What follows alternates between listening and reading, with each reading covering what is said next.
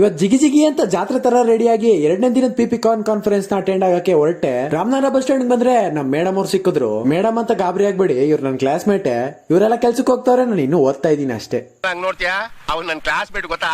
ಅವ್ನಿಗೆ ಇನ್ನೂ ವಯಸ್ಸು ಚಿಕ್ಕದಾಗೈತೆ. ಅವ್ನು ಫೇಲ್ ಆಗಿ ಹಂಗೆ ನಾನು ಪಾಸ್ ಆಗ್ಬಿಟ್ಟು ಬೆಳೆದ್ಬಿಟ್ಟಿವ್ರಲ್ಲ. ಪುನೀನ ಮಾತಾಡ್ಸಿ ನಾನು ಹಾಗೆ ಬಸ್ ಹತ್ತಿದ್ರೆ ಹಿಂದೆ ಯಾರೋ ಕೂತಿದ್ದವ್ರು ಅಳ್ತಾ ಇದ್ರು. ಯಾಕಪ್ಪ ಅಂತ ಅಂದ್ರೆ ಅವ್ರ ಫೋನ್ ನ ಯಾರೋ ಕಿಡ್ನಾಪ್ ಮಾಡ್ಬಿಟ್ಟಿದ್ರು. ಹಾಗೆ ಅವ್ರು ಅಳದ್ ನೋಡಿ ಬೇಜಾರ್ ಕೂಡ ಆಯ್ತು. ನಾನು ಹಾಗೆ ಸೆಮಿನಾರ್ ಹಾಲ್ ಬಂದ್ರೆ ಆಗ್ಲೇ ಸೆಷನ್ ಸ್ಟಾರ್ಟ್ ಆಗಿತ್ತು. ಒಂದ್ ಸೆಷನ್ ಮುಗ್ದಿ ಇನ್ನೊಂದ್ ಸೆಷನ್ ಸ್ಟಾರ್ಟ್ ಆಯ್ತು. ನಮ್ ಕ್ಲಾಸ್ ಅವರೆಲ್ಲ ಒಳ್ಳೆ ಏನೋ ಆಗಿರೋರ್ ತರ ಕೂತಿದ್ರು.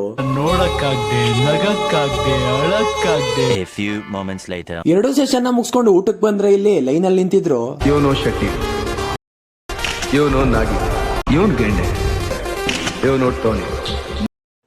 ಆದ್ರೂ ನಮಗೂ ಕಾಯ್ದೇನೆ ಇವ್ರು ಊಟ ಹಾಕ್ಸ್ಕೊಂಡ್ ಬಂದ್ ತಿಂತಾ ಇದ್ರು. ನಾವು ಊಟ ಎಲ್ಲ ಮುಗಿಸಿ ಸೆಷನ್ ಕೇಳೋಣ ಅಂತ ಸೆಮಿನಾರ್ ಹಾಲ್ಗೆ ಬಂದ್ರೆ ಫೋಟೋ ತಗೊಂತಾ ಇದ್ವಿ ಅಂತ ಹಿಂದ್ಗಡೆಯಿಂದ ವಿಡಿಯೋ ಮಾಡಿ ಕಳ್ಸಿದ್ರು.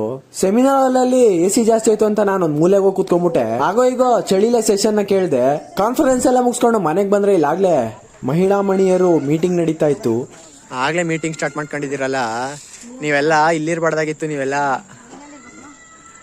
ಹೈಕೋರ್ಟ್ ಅಲ್ಲೋ, ಸುಪ್ರೀಂ ಕೋರ್ಟ್ ಅಲ್ಲೋ ಅಥವಾ ಮಿನಿಸ್ಟರ್ ಪಡ್ತಲ್ಲೋ ಎಲ್ಲರೂ ಇರ್ಬಿಡ್ಬೇಕಾಯ್ತು ಅಲ್ಲಲ್ಲ ರೀ. ಇವತ್ತಿಗಿಷ್ಟೇ.